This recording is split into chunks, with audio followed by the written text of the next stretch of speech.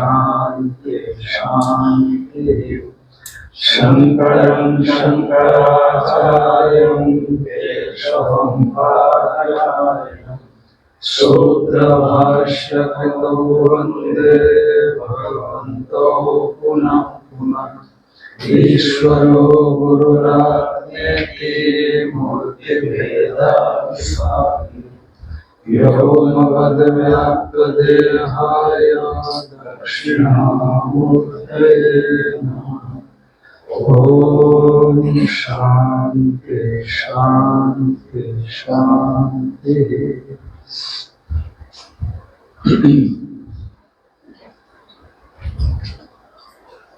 भगवान बादरायण प्रणीत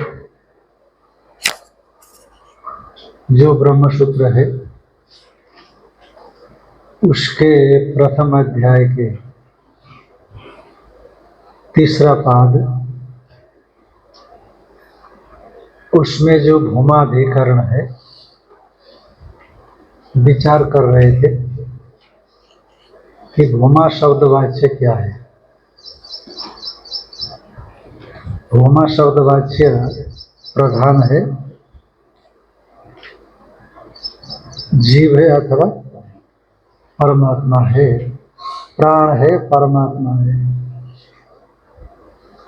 तो इस प्रकार की आशंका होने पर सिद्धांती उत्तर दे रहे हैं कि भूमा शब्द वाच्य प्राण नहीं बल्कि परमात्मा है, क्योंकि प्राण को जान करके अतिवदन करने वाला है, अतिवदन करता है। ऐसा कहने के बाद फिर प्राण के प्रसंग का विच्छेद करते हुए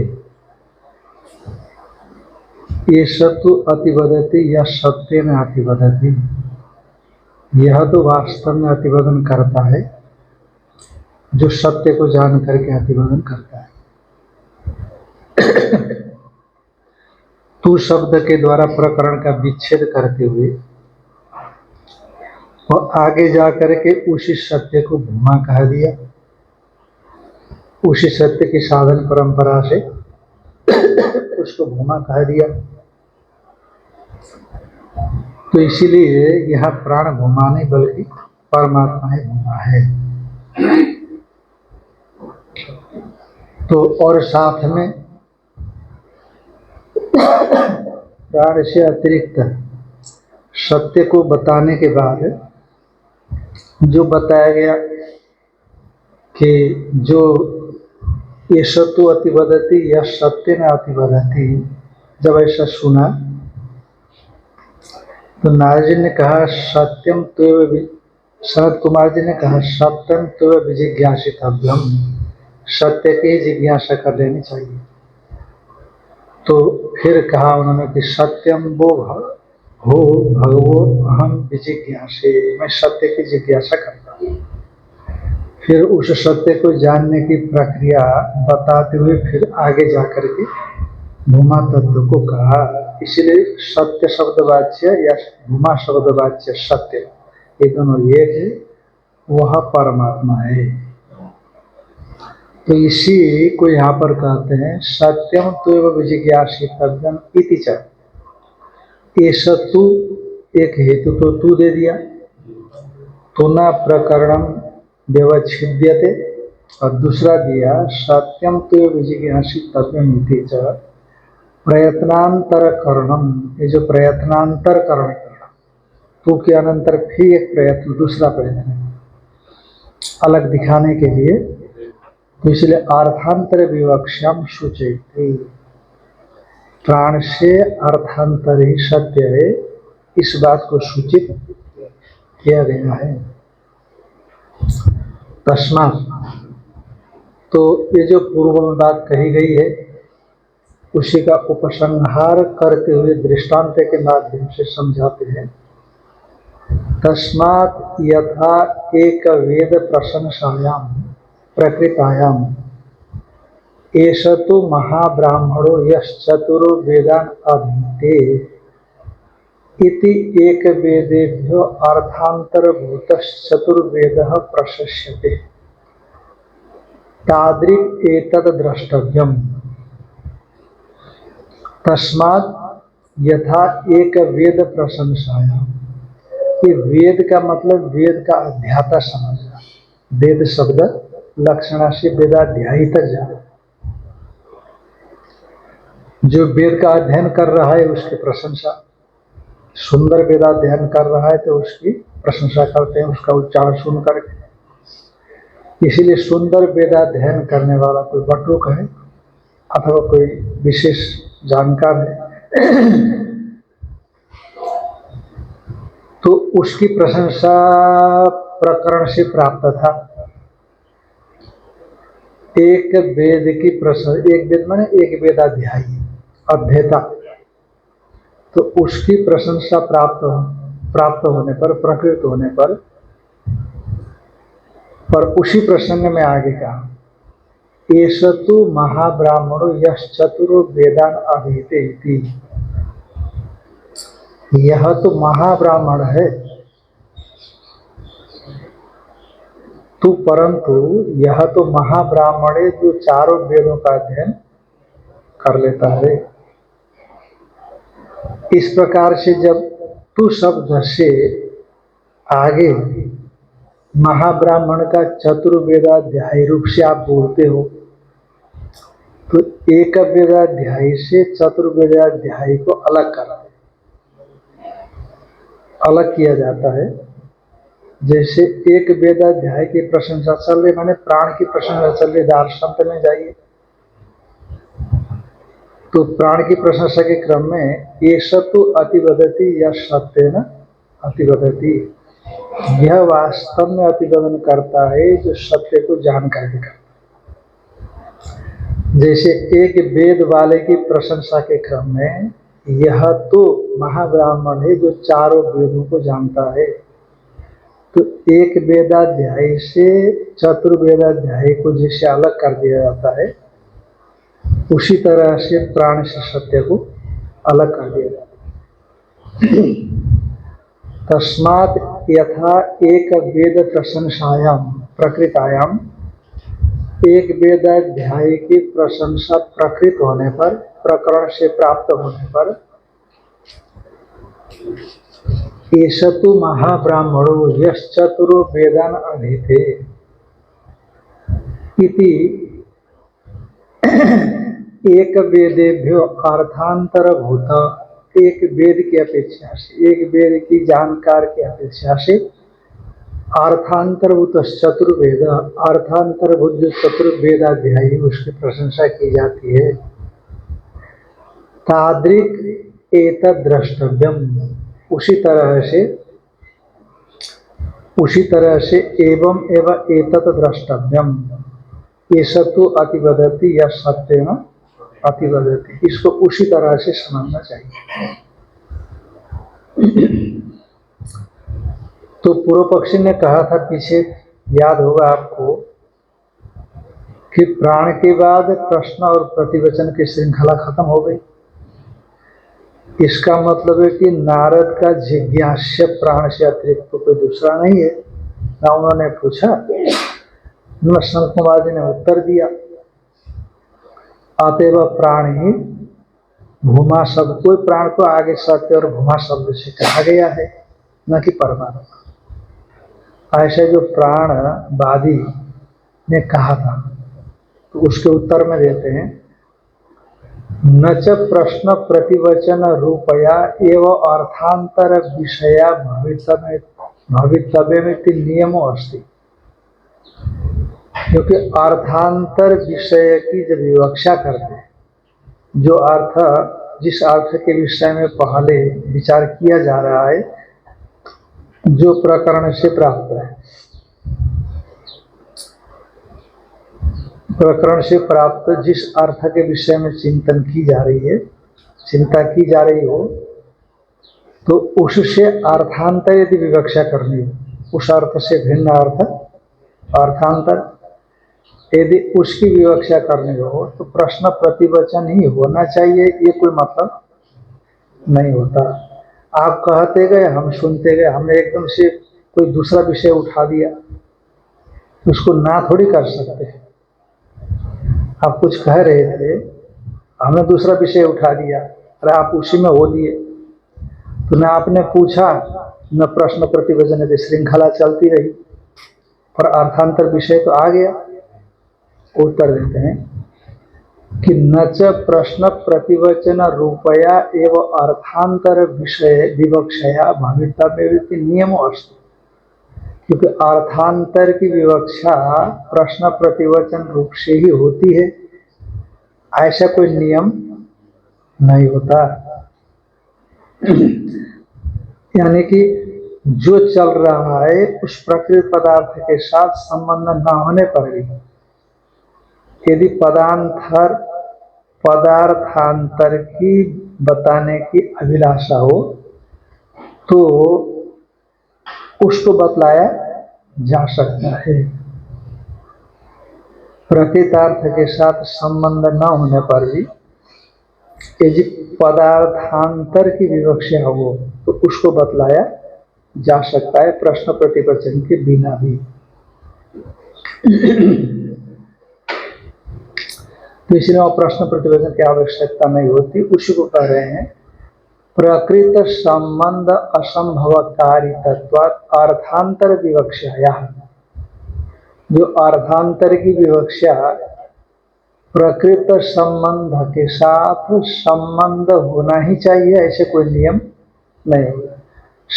असंभव निकालना वहां पर, प्रकृत संबंध असंभवकारित्वात्, प्रकृति के साथ संबंध न होने पर ही अर्थांतर की विवक्षा हो सकती है।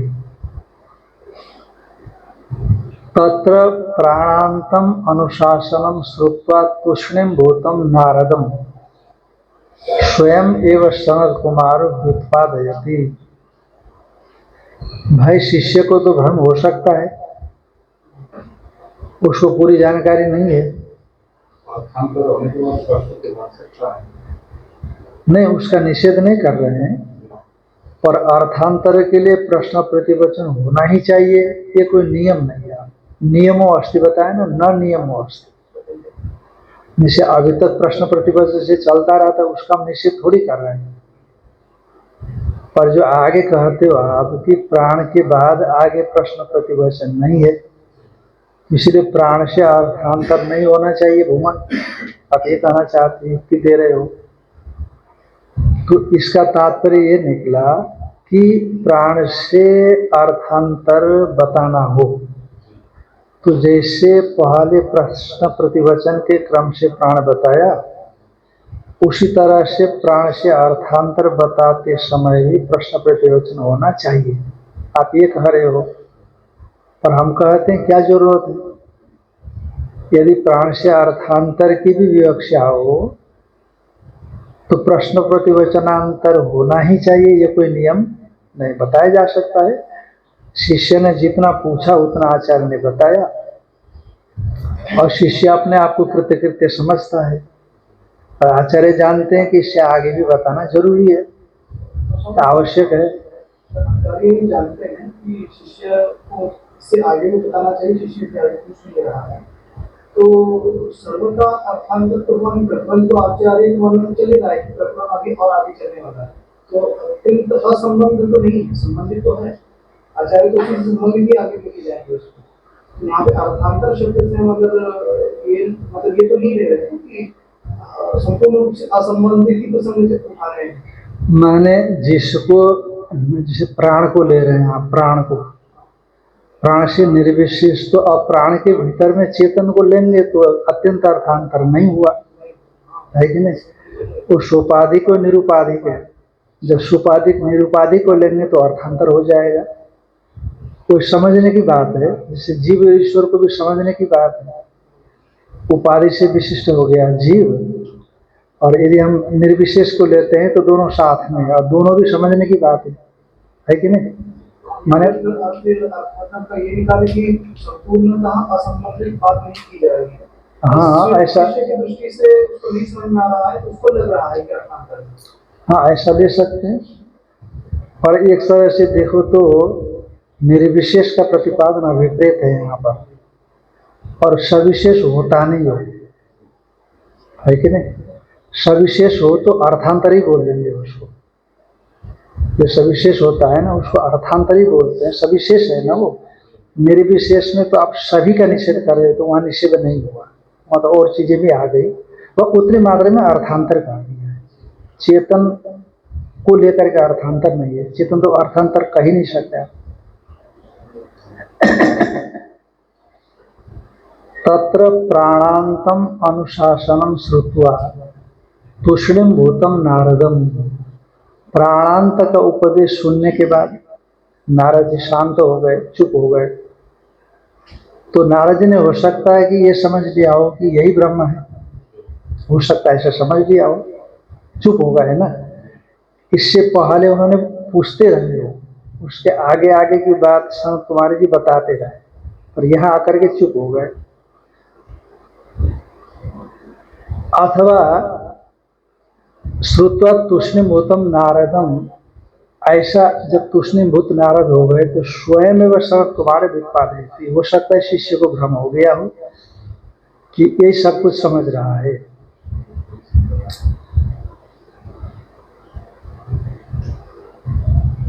जैसे केनोपनिषद में आया ना कि यो न वेदेति वेद च, यो न तद्वेद तद्वेद, आया कि नहीं आया? हाँ, यदि मन्यते सुवेदेति दहरमेवापि नूनम त्वं वेत्थ ब्रह्मणो रूपम यदस्य त्वं यदस्य देवेषु अन्येषु विदितम। ऐसा है कि नहीं? यदि वेद सुवेदेति, यदि मन्य से सुवेदेति दहरमेवापि नूनम, यदि तुम मानते हो कि ब्रह्म सुवेद है और ये प्राण सुवेद है कि नहीं? प्राण क्या है? सुवेद है, सोपाधिक है ना। तो दहरमेवापि नूनम, आप बहुत कम जानते हो, बहुत थोड़ा जानते हो। पर जो जानता है देवताओं में सभी में वो अद्वितीय रूप से विद्यमान है, तब उसको ठीक ढंग से समझता है। ऐसे कुछ श्रुति उठ नहीं रही पूरा, तो शिष्य का अनुभव है, आगे जाकर के शिष्य का अनुभव है। प्रश्न आचार्य ने कहा यदि सुवेद मानते हो, है ना, तो वो सुवेद नहीं होता। विषयतया, सुवेद का मतलब विषयतया जानते। तो नारदम स्वयं सनत कुमार व्युत्पादयति, स्वयं ही सनत कुमार व्युत्पादन करते। चुप हो गए हो, और चाहे जिस भी भाव से चुप हो गए हो, तो हो सकता है उन्होंने समझा होगा कि सनत कुमार जी हमको जो बतलाना था उपदेश दे चुके हैं, ऐसा समझ करके चुप हो गए हों। इसीलिए सनत कुमार जी स्वयं व्युत्पादन करते हैं, बताते हैं। यत प्राण विज्ञान है ना विकार अनृत विषयण अतिवादित्वम अनतिवादित्वम एवं तत् एषतु वा अतिवदति यह सत्येन अतिवदति इति। जो प्राण विज्ञान से, प्राण विज्ञान जो कि विकार रूप अनृत विषयक है, मिथ्या विषयक है, यथार्थ नहीं है, कल्पित है। यत प्राण विज्ञानेन विकारानृत विषय, विकार रूप अनृत है तद विषय प्राण विज्ञान। जो विकार रूप अनृत को विषय करने वाला प्राणोपासना है, प्राण विज्ञान है, उससे यदि अतिवादित्व, क्योंकि नाम से लेकर के आशा पर्यंत को अतिथ्य प्राण उपासक प्राण को जानने वाला है। अतएव तुम अतिवादी हसी न अपनुभित, छुपाया ने मैं अतिवादी हूँ, ऐसा बताया वहां श्रुति ने स्वयं ही। तो इसीलिए ऐसा कहा, तो सापेक्षिक अतिवादित्व कहा, निरपेक्ष अतिवादित्व श्रुति का तात्पर्य वहां पर नहीं होता। भाष्यकार भगवान ने यहाँ वहां पर ये बातें कही थी। प्राण को जान करके अतिवदन करने वाला सापेक्ष अतिवादी है, निरपेक्ष अतिवादी नहीं है। तो इसलिए यत प्राण विज्ञानेन अनृत विकार अनृत विषय, विकार रूप अमृत को विषय करने वाला जो प्राण विज्ञान है, उससे अतिवादित्वम, त्वम नहीं निकालना, अतिवादित्व ही है, एक ही शब्द है वो। अतिवादित्वम, जो अतिवादित्व है, अतिवदन करना है वह अनतिवादित्वम एवं तत्, वो वास्तव में अतिवदन करना नहीं है। वो कैसा है, प्राण से लेकर के आशा पर्यंत का उल्लंघन करके अतिवादित्व है, तो सापेक्ष हो गया। पर प्राण का अतिवादित्व नहीं कर सकते क्योंकि प्राण में स्थित है, तो इसलिए न अनतिवादित्व में बताता, वो अनतिवादित्व है, अतिवादित्व उसको नहीं कहा जा सकता। एषत्तु व अतिवदते तू, परंतु यह अतिवदन करता है वास्तव में, यह सत्य अतिवदति, जो सत्य को जान करके साक्षात्कार करके अतिवदन करता है। तो इस प्रकार से जो अतिवादित्व है, यथार्थ अतिवादित्व प्रकरण का विच्छेद करते हुए सत्य तक ले आए हैं। तो ठीक है ना, सत्य को जान करके अतिवदन करता है। अब प्राणा एवं सत्यम, इसे पढ़े हैं आप, प्राण ही सत्य है। तेषाम एष सत्यम, उन इंद्रियों का भी यह जो हिरण्यगर्भ है वो सत्य है, तो उसको सत्य बोला। तो फिर अंततः प्राण ही आ गया, सूत्र आ गया, तो कहते तत्र सत्यम इति परम ब्रह्म उच्यते। सत्य माने सत्य और सत्य में कोई फर्क नहीं है, तीनों काल में जो रहे, पर हिरण्यगर्भ तो हमेशा नहीं रहता, इसलिए जो हमेशा रहे, त्रिकाल अबाध्यत्वम सत्यम, सत्वम सत्यम, तीनों कालों में जिसका बाद न हो उसको सत्य कहा जाता है। हिरण्यगर्भ का प्रलय काल के बाद बाद हो जाता है, तो इसलिए वो सत्य नहीं है। इसलिए तत्र सत्यम इति परम ब्रह्म उच्यते, परमार्थ रूप, क्योंकि वह परमार्थ रूप है। और श्रुतियों में भी साफ साफ आया, सत्यम ज्ञानम अनंतम ब्रह्म इति च श्रुत्यंतरा। इस प्रकार से तैत्तिरीय जो श्रुति है, ये तो छांदोग्य श्रुति पर विचार किया जा रहा है, और तैत्तिरीय श्रुति में भी ब्रह्म को सत्य कहा। तथा व्युत्पादिताय नारदाय, तो इस प्रकार से बोध करा दिए गए जो नारद जी प्राण से उठा करके सत्य पर स्थापित कराने के लिए समझा दिए गए जो नारद जी, उनके लिए सोहम भगवो सत्येन अतिवदानि इति एवं प्रवृत्ताय, हे भगवान मैं सत्य से अतिवदन करूं, मैं सत्य से अतिवदन करना चाहता हूं। प्राण से अतिवदन कर रहा था, अब उसे काम नहीं चला तो मैं सत्य से ही अतिवदन करता हूं। देखो कई चीजें वहां पर जो है ना प्रकरण का विच्छेद करने वाली दिखती है। तू दिखता है सत्यम तेव विजिज्ञासितव्यम, सत्यम भोग भगवो विजिज्ञासे, सत्य न अतिवदानी, मैं सत्य से अतिवदन करना चाहता हूँ। सोहम भगव सत्य न अतिवदानी इति एवं प्रवृत्ताय विज्ञानादि साधन परंपरा, और सत्य के विषय में बोल दिया, प्राण का विच्छेद कर दिया और सत्य को ले आए, और सत्य को जानने की फिर साधन परंपरा बताई। सत्य को कैसे जाना जाएगा, तो आगे साधन परंपरा बता करके फिर उसी सत्य के विषय में भूमा शब्द का प्रयोग किया गया। इति एवं प्रवृत्ताय विज्ञानादि साधन परंपराया भूमानम उपदिश्यति, विज्ञानादि साधन परंपरा से भूमा तत्व का क्या करते हैं, उपदेश देते हैं। तत्र यत प्राणाद अधि सत्यम वक्तव्यम प्रतिज्ञातम तदेव यह भूमा इति उच्यते इति गम्यते, जो प्राण से ऊपर सत्य को वक्तव्य रूप से प्रतिज्ञात, क्योंकि सोहम भगवत सत्य न अतिवदानी, सत्यम तो विजिज्ञासितव्यम, तो सत्यम भगवो सत्यम तु भगवो विजिज्ञासे।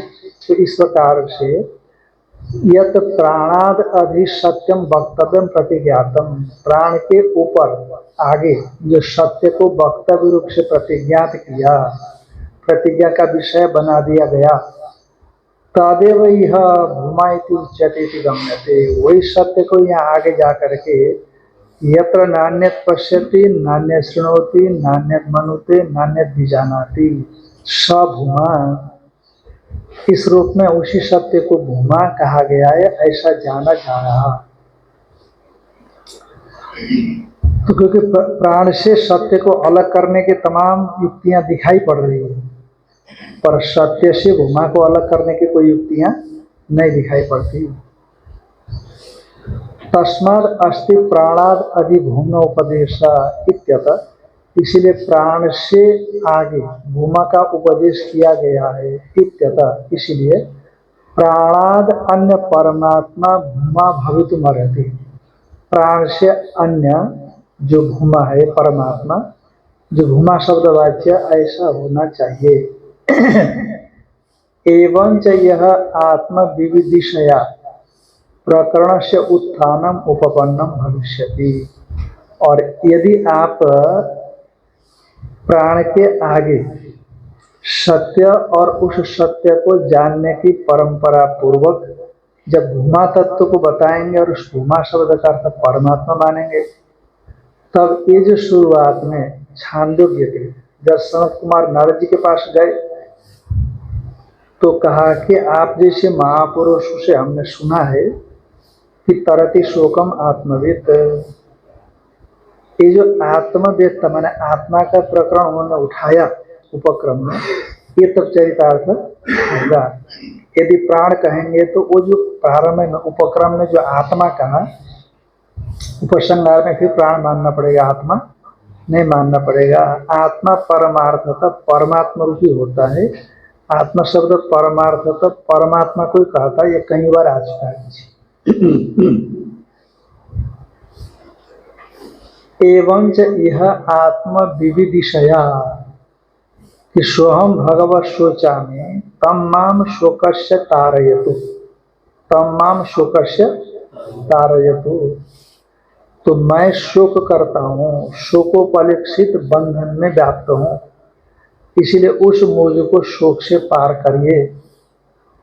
और आप जैसे महापुरुषों से हमने सुना है कि तरति शोकम आत्मविद, शोक से पार होता है आत्मज्ञानी, पर मैं आत्मज्ञानी नहीं हूँ, इसीलिए मुझे शोक होता है, मैं बंधन में हूँ, सुख दुख सब होता है मुझे, मान अपमान सुख दुख, तो इसीलिए मैं उस शोक से पार होना चाहता हूँ। मैंने आत्म जिज्ञासा उनको है, आत्मा को जानने की इच्छा, अपने स्वरूप को, या जो भी जैसा आत्मा हो, अभी तो पूरा उनको पता नहीं है, तो मैं आत्मा को जानता हूँ। आत्मा विविदिशा नारद जी के अंदर में है, तो आत्मा विविदिशा का प्रसंग उठा करके भूमा को जब परमात्मा कहेंगे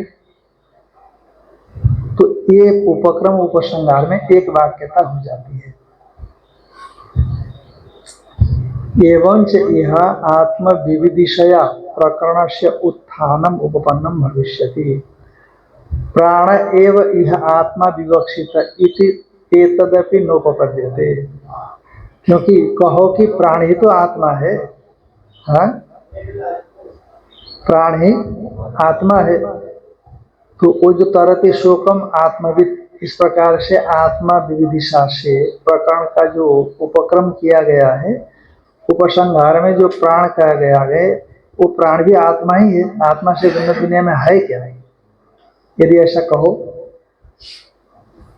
का प्राण एव यह आत्मा विवक्षित इति एदपि नोपपद्यते, ऐसा संभव नहीं है, क्योंकि नहीं प्राण से मुखया वृत्तिया आत्मत्वम अस्ति, आत्मा शब्द का शक्ति वृत्ति से प्राण अर्थ नहीं होता, मुख्य वृत्ति से चेतन परमात्मा ही हो सकता है। नहीं प्राण से मुख्या वृत्तिया आत्मत्वम अस्ति, न च अन्यत्र परमात्मा ज्ञानात् शोक विनिवृत्तिरस्ति। और दूसरी बात है, दूसरा हेतु देते हैं, परमात्मा के बोध से अतिरिक्त किसी का बोध आप करिए, शोक की निवृत्ति नहीं देखी गई है, क्योंकि शोक निवृत्ति, बंधन की निवृत्ति आत्मज्ञान से ही हो सकती है। अरे आत्मा से भी नहीं होती है, बड़ा आश्चर्य की बात है। हाँ राम जी को समुद्र पार करने के लिए राम जी समुद्र में अपने आप तैर नहीं पा रहे थे। राम जी समुद्र में अपने आप तैर नहीं पा रहे थे ना। तैरने का मतलब भाद्र चलना, ऐसा तैरना नहीं। समुद्र में उतर नहीं पा, क्या बोलते हैं उसको, समुद्र के ऊपर ऊपर चलना, उतराना। तो राम जी स्वयं समुद्र में अपने आप उतराना नहीं हो पा रहा था राम जी से, पर राम जी के नाम से पत्थर उतरा गए पत्थर, है कि नहीं। और राम जी फिर उन पत्थर के जरिए समुद्र के उस पार गए। ऐसा बताते हैं कि नहीं, कथाकार ऐसे बताते हैं। राम जी के नाम से पत्थर तैरने लगे और फिर उसी पत्थर के जरिए उस पार चले गए, ऐसा बोलते हैं ना। तो उसी तरह से परमात्मा तो अज्ञान का साधक है, अभी भी तो ही परमात्मा है। पूरा संसार को सिद्ध किससे हो रहा है, उसी से हो रहा है। अक्षमा भवत केयम साधकत्व प्रकल्पने किम न पश्यसि संसार तत्रैव ज्ञान कल्पित। कि ब्रह्म में साधकत्व की कल्पना आपको असहनशीलता ला रही है। ब्रह्म में साधकत्व की जो कल्पना की गई है उससे आप असहनशील हो रहे हैं। तो क्या एक पूरे संसार में एक साधकत्व एक अंश है, उतना ब्रह्म में कल्पना हुई। पूरा संसार ही तो ब्रह्म में कल्पित है। किम न पश्यसि संसार तत्रैव ज्ञान कल्पित। पूरा संसार जब उसी में कल्पित है तो ये आप देख नहीं रहे हो, केवल साधकत्व ही देख रहे हो ब्रह्म में, कि ब्रह्म साधक कैसे हो। तो उसी तरह की बात करें तो इसलिए उसी ब्रह्म से ही संसार सिद्ध होता है। और उस संसार की निवृत्ति के लिए अज्ञान का निवर्तन करना पड़ेगा। अज्ञान की निवृत्ति के लिए विशेष विज्ञान जब प्रकट होता है, अंतःकरण की वृत्ति विशेष, तो उस अज्ञान की निवृत्ति से सूक्ष्म की निवृत्ति होती है। नहीं अन्यत्र परमात्मा ज्ञाना, परमात्मा ज्ञान से अतिरिक्त में शोक निवृत्ति नहीं हस्ती, शोक निवृत्ति नहीं होती। अब कैसे, नान्य पंथा विद्यते अयनाय। अयनाय माने प्राप्ताय, प्राप्तये माने परमात्मा की प्राप्ति के लिए अन्य पंथा न विद्यते, माने तमेव विदित्वाति मृत्युमेति नान्य पंथा विद्यते अयनाय। तमेव विदित्वाति मृत्युमेति, उसी परमात्मा को जान करके मृत्यु का अतिक्रमण कर लेता है। न अन्य पंथा विद्यते अयनाय, परमात्मा की प्राप्ति के लिए, संसार से मुक्ति के लिए वो ज्ञान से अतिरिक्त दूसरा कोई मार्ग नहीं है, पंथा नहीं है। इति श्रुत्यंतरा, तो इस प्रकार से श्रुत्यंतर मौजूद होने से शोक निवृत्ति बोधक वाक्य में प्रतिपादित आत्मा भूमा वह प्राण नहीं हो सकता है, आत्मा ही हो सकता है, दूसरा नहीं। तम मां भगवान शोकस्य पारम तारयतु इति च उपक्रम में उपसंहरति। अब उन्होंने नारद ने पूछा, कहा कि मां माने माम, मुझको, हे भगवान, शोक के, तम मां माने माम, उस मुझको, जो मैं हूं, उस मुझको अज्ञानी को शोक के पार पहुंचा दें। इति च उपक्रम्य, 7:1:3 में इसका उपक्रम है। सप्तम अध्याय के पहले खंड का तीसरा मंत्र। ऐसा उपक्रम करके उपसंहरति, और लास्ट में क्या लिखते हैं कि तस्मै मृद कषायाय तमसः पारम दर्शयति भगवान सनत कुमार। तो भगवान सनत कुमार उसको अज्ञान के उस पार पहुंचा देते हैं, इति ऐसा कहा गया है।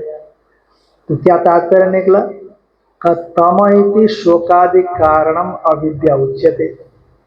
तम का मतलब है शोकादि कारण जो अविद्या है, उस अविद्या को कहा जाता है। माने अविद्या की निवृत्ति हो गई, तो अविद्या की निवृत्ति के लिए विद्या, आत्मविद्या, आत्मविद्या से अविद्या की निवृत्ति, ये शास्त्र में सर्वत्र मौजूद है। प्राणांते च अनुशासने, यदि मान लेते हैं कि सनत कुमार का जो अनुशासन है, इस प्रकार से नारद जी ने कहा तम मां शोकस्य पारम तारयतु, ऐसा उपक्रम किया, उस मुझ को शोक के पार आप ले जाएं। तो इस प्रकार से नारद जी की प्रार्थना होने पर उपसंहार में तस्मै मृदित कषायाय तमसस पारम दर्शयति भगवान सनत कुमार, भगवान सनत कुमार ने तम के पार पहुंचा दिया, ऐसा उपसंहार में आया। तो तम के पार पहुंचा दिया का मतलब हो गया, तम माने अज्ञान, तो अज्ञान के पार पहुंचा दिया, यानी तमयति शोकादि कारणम अविद्या उच्यते, शोकादि कारण अविद्या। अब मान लो उपक्रम, जो प्रकरण में उपक्रम उपसंहार दिखाया अभी, यदि इसका तात्पर्य आप क्या लेते हैं कि सनत कुमार ने प्राण का ही प्रतिपादन किया है, प्राण का ही अनुशासन किया, यदि ऐसा मानते हैं थोड़ी देर के लिए, तुष्य तो दुर्जन न्याय बोलते हैं, बहुत समझाने पर भी नहीं मानता है तो दुर्जन बोलते हैं, तुष्य तो दुर्जन न्याय, दुर्जन संतुष्ट हो जाए थोड़ी देर मान भी लेते हैं, तो क्या हो जाएगा, प्राणांते च अनुशासने, सनत कुमार का उपदेश प्राण प्रतिपादन मात्र में ही पर्यवसित है, प्राणांत ही अनुशासन है, ऐसा मान लेने पर न प्राणस्य अन्य आयतता उच्चेत, फिर प्राणी तो सर्वोपरि हो गया ना, प्राण को जानने से ही शोक के पार हो जाएगा, तो फिर प्राण को किसी के अधीन नहीं दिखाया जाना चाहिए, प्राण स्वतंत्र होना चाहिए, जैसे ब्रह्म स्वतंत्र है, परमात्मा स्वतंत्र है, पर यह ऐसा नहीं दिखाया। तो कैसे दिखाया, आयतता माने आधीनता, समझना, न प्राणस्य अन्य आयतता उच्चेत, प्राण में अन्य की अधीनता नहीं दिखाई जानी चाहिए, पर प्राण को अन्य की अधीनता दिखाई जाती है। कैसे, आत्मतः प्राण इति च ब्राह्मणम, वो आगे भूमा तत्व का कथन करने के बाद कि क्या बताया कि आत्मा है नहीं, अहम, ऐसा अहम कहा, अहमेव अधस्तात् अहमेव उपरिष्टात् इत्यादि कहा करके भूमा तत्व को बताया, फिर अहम बताया, और फिर अहम बताने के बाद फिर आत्मा को बताया, आत्मा ही ऊपर है, आत्मा ही नीचे, आत्मा ही दायां है, आत्मा ही बायां है, ऐसा कहने के बाद फिर ये सब कुछ आत्मा से ही प्रकट हो गया है, ऐसा कहते समय आत्मतः प्राण, आत्मा तो पृथ्वी जल तेज वायु सब आत्मतः प्राण, आत्मा से प्राण प्रकट हुआ, ऐसा शब्द वहां आया, लंबी श्रुति है छांदोग्य में, आप उसको देख सकते हैं। तो यानी कि भूमा तत्व का कथन कर दिया, भूमा ठीक है, संपूर्ण द्वैत प्रपंच से भूमा परे है, यत्र नान्यत पश्यति नान्य शृणोति नान्य मनोति नान्य जानाति, आपने कह दिया भूमा तत्व ऐसा है, तो उसे हमें क्या मिलेगा, का वो अहम ही तो भूमा है, अहमे उपरिष्टात् अहमे वादस्तात्, तो अहम तो अहंकार को बोलते हैं, तो मेरा इससे क्या लेना देना, मैं तो आत्मस्वरूप हूं, का आत्मा ही ऊपर है, आत्मा ही नीचे है, इसलिए जिस भूमा को अहम शब्द से कहा गया था उसी अहम को मैं शब्द से कह दिया, आत्मा शब्द से कह दिया, और आगे जाकर के उसी आत्मा से सब प्रकट हो गया है, माने प्राण को भी प्रकट हुआ ऐसा बता दिया गया। इसका मतलब है कि प्राण आत्मा के अधीन है, स्वतंत्र नहीं है, तो अन्य अधीनता आत्मा में दिखाई गई है, प्राण में दिखाई गई, इति च ब्राह्मण, और प्रकरणांते च परमात्मा विवक्षा भविष्यति, और प्रकरण के अंतिम में जो भूमा प्रकरण चला उसके अंतिम में परमात्मा विवक्षा, परमात्मा को बताने की इच्छा वाला प्रकरण दिखाई पड़ती है। भूमा, हाँ पूर्व पक्षी फिर भी छोड़ता नहीं, देखो ना, प्रकरण के अंत में भले ही परमात्मा विवक्षा हो सकती है, पर ये जो पहले कहा गया है प्राण, प्राण तो भूमा तो प्राणी है, भूमा तो, अब कोई माइंड दिमाग में होगा उसका प्रश्न प्रतिवचन नहीं है या जो भी नहीं है, पर प्रकरण अंतिम में ठीक है, आत्मा को ही बताया गया होगा, पर यह प्राण शब्द से जिसको कहा गया वो तो भूमा है। अब देखो युक्तियां तो सब निरसित हो गई है, युक्तियां निरसित हो गई, इसलिए युक्ति नहीं दिया यहाँ पर। हाँ हाँ, बस ऐसे कुछ मैं शब्द बोलना चाहता था कि प्रकरण अभी तो जितने भी युक्तियां दी प्राण के विषय में उसका खंडन कर दिया सिद्धांति ने श्रुति सम्मत, पर फिर भी वो क्या कहना चाहता है, दुराग्रह कि प्राण ही है यहाँ पर प्रतिपाद्य। तो कहते हैं प्रकरणांते परमात्मा विवक्षा भविष्यति, प्रकरण के अंत में परमात्मा की विवक्षा होगी। भूमा तो प्राणे वही चेत, भूमा तो प्राणी होगा। अब क्या युक्ति देंगे, प्रकरण का विच्छेद नहीं है बोलेंगे, वही प्राण का प्रकरण चल रहा है बोलेंगे तो पीछे सब खंडन करना हो जाएगा, है कि नहीं? क्योंकि तू के द्वारा सत्यम तो विजिज्ञासितव्यम के द्वारा सत्यम भगवो विजिज्ञासी सत्य न अतिबदानी, ये सब जितने भी बातें हैं उससे तो प्राण से पृथक सत्य को दिखा दिया। सत्य को जानने की परंपरा बताते हुए फिर भूमा को कहा, सत्य को जानने की जो प्रक्रिया है वो बताने के क्रम में फिर आगे भूमा को कह दिया। मतलब सत्य को कैसे जाना जाए उसका उपाय बताते बताते उपाय पूरा होने के बाद फिर भूमा को कह दिया, माने सत्य भूमा है। ये शब्द तो ये मतलब आ गया वहां पर प्राण का तो अलग ही कर दिया गया ना, ये भी नहीं कह सकते आप। यदि आप निर्युक्तिक प्रकरण के अंत में परमात्मा प्रतिपाद्य है पर प्राण तो भूमा तो प्राणी है, निर्युक्ति ही बोलोगे आप तब भी हम कहते हैं न, ऐसी बात नहीं। स भगव कस्मिन प्रतिष्ठित स्वे महिनी इत्यादि ना, हे भगवान वो किसमें प्रतिष्ठित है? भूमा, कहते अपने स्वरूप में प्रतिष्ठित अथवा कहीं भी प्रतिष्ठित नहीं है। इत्यादि ना भूमना एवं प्रकरण समाप्ति अनुपस्नात, प्रकरण के समाप्ति पर्यंत उसको खींच करके ले गए हैं। अच्छा, दूसरी बात है, प्राण अपने स्वभाव में प्रतिष्ठित नहीं हो सकता, प्राण तो कल्पित है, इसलिए कल्पित का कोई न कोई आश्रय होता है, कोई न कोई अधिष्ठान होता है। और ये जिसके विषय में चर्चा की जा रही है भूमा, उस विषय में तो कहा जा रहा है कि वो तो अपने स्वरूप में प्रतिष्ठित है अथवा कहीं भी, और प्राण कहीं भी प्रतिष्ठित नहीं है ऐसा नहीं कहा जा सकता, क्योंकि परमेश्वर से इतर जितना भी है वो सब में कल्पित है, वेदांत सिद्धांत है। तो इसीलिए इत्यादि न भूम एवं प्रकरण समाप्ति अनुकर्षणा वैपुल्यात्मिका च भूम रूपता सर्व कारणत्वात् परमात्मना सुतराम उपपद्यते। जो वैपुल्यात्मक जो भूम रूपता है, विपुल माने विस्तार, बहुत अधिक, बहुर्भाव भूमा, है कि नहीं? बहुर्भाव भूमा ये शब्द है कि नहीं? भूमा क्या बताए? बहु शब्द से इमनिच होता है, बहुर लोप भूच बहु सूत्र आता है। बहु शब्द से इमनिच होता है, इमनिच का ई का लोप होता है तो बहु इम रह गया, और भूच बहु, और बहु को भू आदेश होता है तो भू आदेश हो गया तो भू मन हो गया, तो कृत समास प्रातिपदिकांत नान्त को दीर्घ होकर के भूमा ऐसा बन गया। इसीलिए बहुर्भाव इमनिच प्रत्यय भाव अर्थ में, पृथ्वा दिव्य इमनिच भा, ऐसा सूत्र से इमनिच प्रत्यय होता है।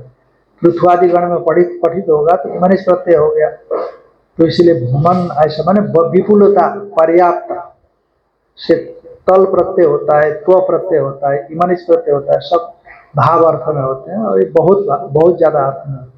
इसलिए वैपुल्यात्मिका से भूम रूपता, वैपुल्यात्मिका जो भूम रूपता है वो सर्व कारणत्वात्, कार्य के अपेक्षा से कारण विपुल ही होता है, विशाल होता है, प्रत्येगात्म होता है, स्वरूप होता है।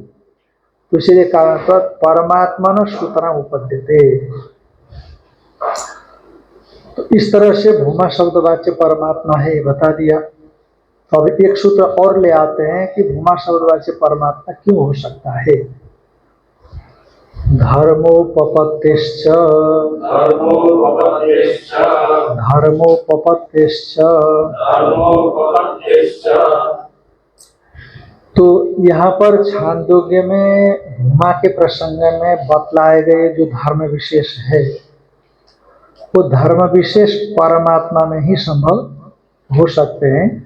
तो अतएव इन धर्मों की उपपत्ति परमात्मा में हो सकने से भूमा शब्दवाच्य परमात्मा ही है, प्राण नहीं है। धर्म क्या है? तो जैसे सत्य तो धर्म तो आ ही गया है, सत्य तो धर्म है, और स्वमहिम प्रतिष्ठितत्व धर्म है।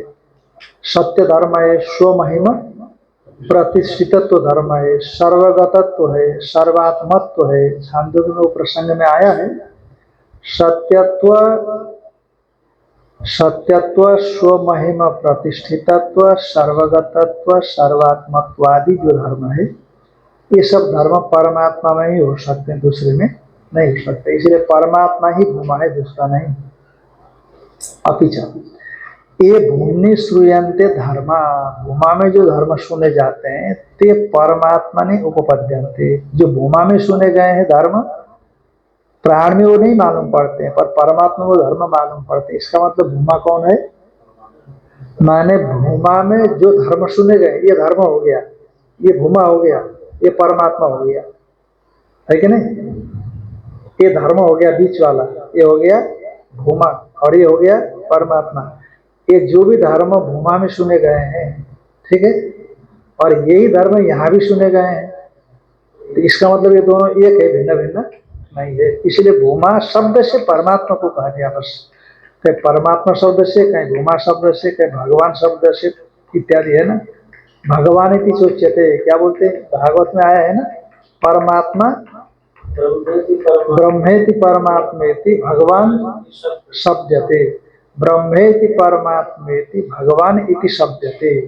ब्रह्म है, परमात्मा है, भगवान है। तो अब भगवान का भी देखेंगे, परमात्मा को भी देखेंगे, ब्रह्म का भी देखेंगे, तो सबका लक्षण एक ही मिलता है। इसका मतलब तीनों एक ही, भिन्न भिन्न नहीं है। भागवत का वो यहाँ सटीक बैठता है, ब्रह्मेति परमात्मेति भगवान इति शब्दते।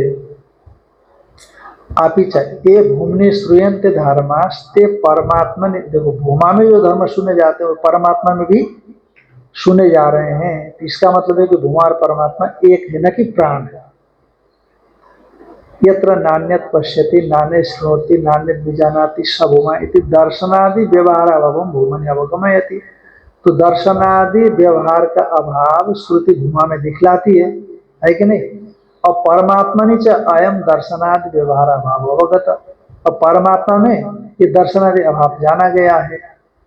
क्योंकि यहाँ नहीं दिखाना पड़ेगा ना, इस वाक्य से नहीं दिखाना, दूसरे वाक्य से दिखाना है। कहा यत्र तु अस्य सर्वम आत्मा एवाभूत तत्केन कम पश्येत् केन कम शृणुयात् केन कम शृणुयात्। का जिस काल में या जिस ज्ञान दशा में, मुक्ति दशा में, अस्य माने मुक्तस्य पुंस, मुक्त पुरुष को सर्वम आत्मा एवं भूत, सब कुछ क्या हो गया? आत्मरूपी हो गया। तत्के न कम पश्यत, कोई दो होता तो किसी के द्वारा किसी को देखता, तो दो तो है ही नहीं, तो किसी के द्वारा किसको देखेगा? वो दो हो, जब सर्व आत्मरूपी हो गया तो किसी के द्वारा किसी को नहीं देख सकता। जैसे वहां पर भी भेद का क्या हो गया? अभाव हो गया। इत्यादि श्रुत्यंतरा योपि असौ सुषुप्तावस्थायां दर्शनादि व्यवहार अभाव उक्त सोपि आत्मन एव असंगत्व विवक्षया उक्त न प्राण स्वभाव विवक्षया का परमात्मा प्रकरणात्। महाराज कहीं कहीं पर तो सुषुप्ति अवस्था में तो दर्शन व्यवहार का अभाव दिखाया जाता है। सुषुप्ति अवस्था में जैसे संपूर्ण व्यवहार का अभाव आपने परमात्मा को भी परमात्मा में भी दिखाया, भूमा में भी दिखाया, तो सुषुप्ति में भी दिखाया जाता है, संपूर्ण व्यवहार का अभाव होता है। यो अपि असो सुषुप्त अवस्थायाम दर्शनादि व्यवहार अभाव होता, सुषुप्ति अवस्था में दर्शनादि व्यवहार का अभाव बताया गया।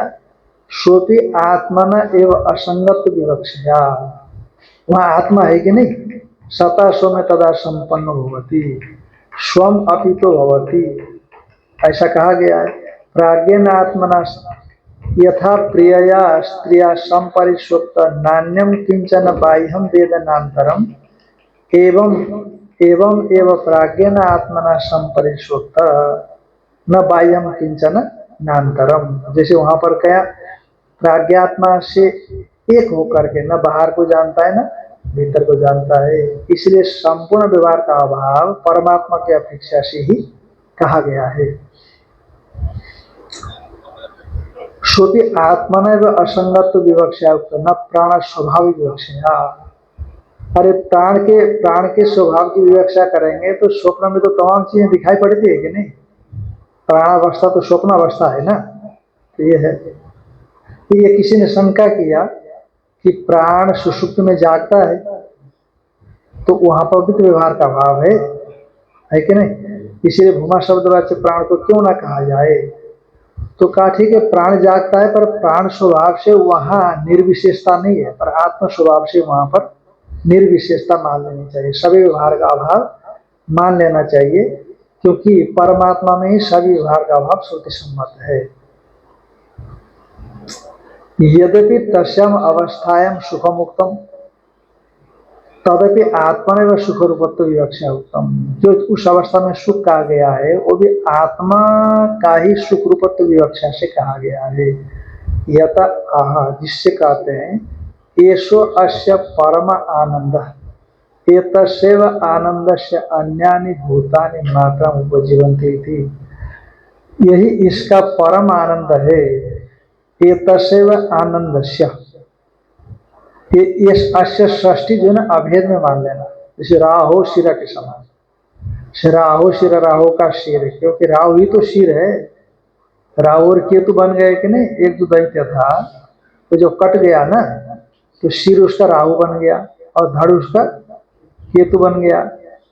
अब जब राहु को अलग से बोलते हैं, केतु को अलग से बोलते हैं, तो केतु का सिर नहीं रहेगा, केतु तो बिना मस्तक का ही रहेगा, और अमृत पी लिया था इसलिए जिंदा हो गया, और जो राहु है अमृत पिया था ना इसीलिए वो जिंदा रह गया।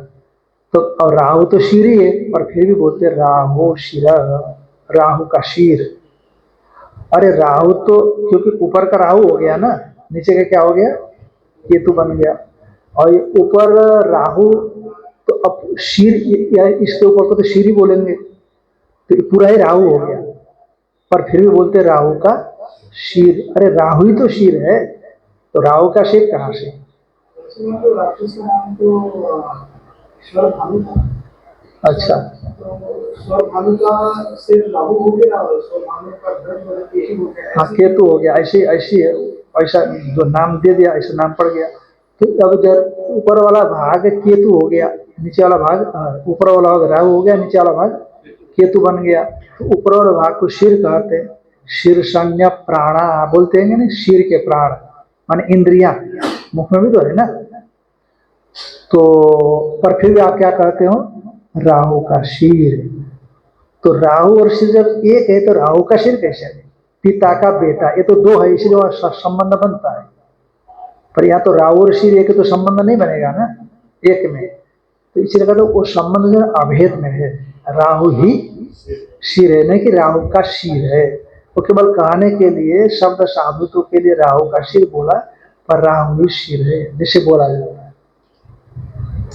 उसी तरह से परमात्मा ही आनंद है ना, परमात्मा का आनंद बाप का बेटा, ऐसे दो थोड़ी होते हैं वहां पर, परमात्मा अलग और आनंद अलग हो, ऐसे नहीं, परमात्मा ही आनंद रूप है, इसलिए अवेद में षष्ठी। येषो अस्य परमानंद एतस्यैव आनंद से, परमात्मा का जो आनंद है, परमात्मा रूप जो आनंद है, इसी आनंद को ही अन्यानि भूतानि मात्राम उपजीवन्ति, अन्य प्राणी थोड़ा सा अंश को लेते हैं, उसी से जीवित रहते हैं, खुश रहते हैं। परमात्मा को सुख रूप बता दिया, यहाँ भी योगो भूमा तत्सुखम नाल्पे सुखम अस्ति भूमे व सुखम, ये जो भूमा है वही सुख है, अल्प में सुख नहीं होता, भूमा ही सुख है। इति सामय सुख निराकरण है ना, ब्रह्मैव सुखम भूमानम दर्शयति। इसीलिए सामय सुख, सामय सुख माने समय के हिसाब का सुख, समय एवं सामय, या समय में होने वाला सुख सामय, कुछ कुछ समय में होता है इसलिए सामय कह दिया। कहने हाँ ऐसा कह सकते हैं, ऐसा ऐसा अर्थ है, ऐसा अर्थ आ सकता है। ऐसा ये हम ऐसे वो पूछ रहे हैं आपसे, सामय का मतलब ऐसा नहीं लेना जो हमने अभी बताया, माने समय में समय समय में होने वाले सुख को क्या बोल दिया, समय भव सुख सुखम भवम सुखम इति सामय सुखम।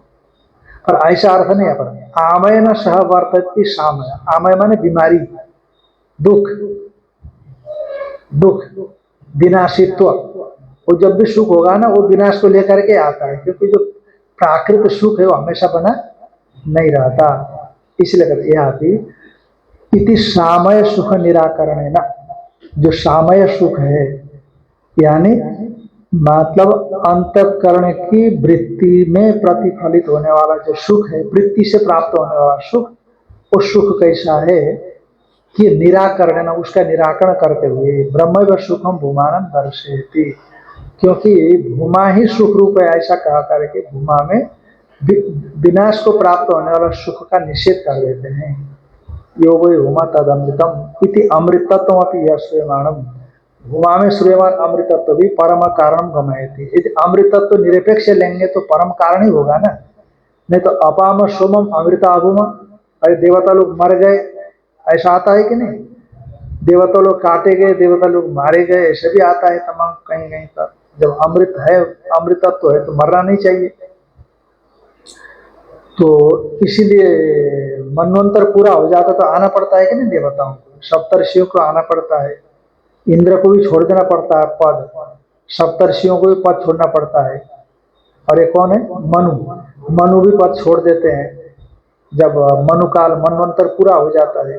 तो हमेशा कहाँ रहता है परमात्मा को, कहीं मरना नहीं, कहीं जाना नहीं, कहीं आना नहीं, वो हमेशा अमृत ही है। इसलिए निरपेक्ष अमृतत्व वहीं पर है।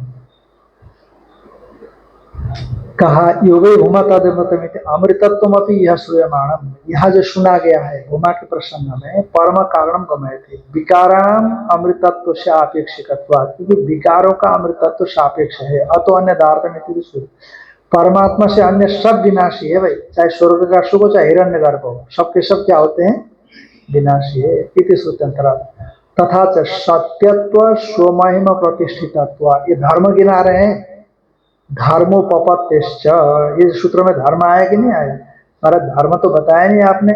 कतः सत्यत्वम स्वमहिम प्रतिष्ठितत्वम सर्वगतत्वम सर्वात्मत्वम च इति इति धर्म, क्योंकि सब के सब, जैसे हमने कहा ना पहले भूमा में अहम आदेश कर दिया, फिर वहां पर आत्मादेश कर दिया, फिर उसके बाद आत्मा से सब कुछ प्रकट हो गया, इसलिए सर्व कारण तो आ गया, सब कुछ प्रकट हो गया तो सर्व कारणत्व आ गया, और सब उत्पन्न हो गया तो सर्वगत तो हो ही गया। तो कारण के बिना कार्य की उत्पत्ति में कारण तो मौजूद रहना ही चाहिए, और जो कार्य होता है कारण से भिन्न नहीं होता, सर्वात्मत्व तो कारण में आ ही गया। सर्वात्मत्व चैत्य धर्म श्रीयमाणा परमात्मा में एवं उपद्यन्ते, ये सब परमात्मा में ही उत्पन्न हो सकते नान्यत्र, तस्मात् भूमा परमात्मा इति सिद्धम, इसलिए भूमा कौन है, परमात्मा है, ये सिद्ध हो गया। ओम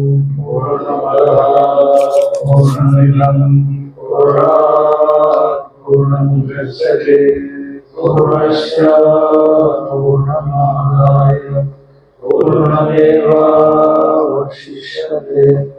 ओम शांति शांति शांति। शंकरं शंकराचार्यं केशवं सूत्रभाष्यं वन्दे भगवन्तौ पुनः ईश्वरो गुरुरात्मेति मूर्तिभेदविभागिने व्योमवद्व्याप्तदेहाय दक्षिणामूर्तये नमः। ओम शांति शांति शांति।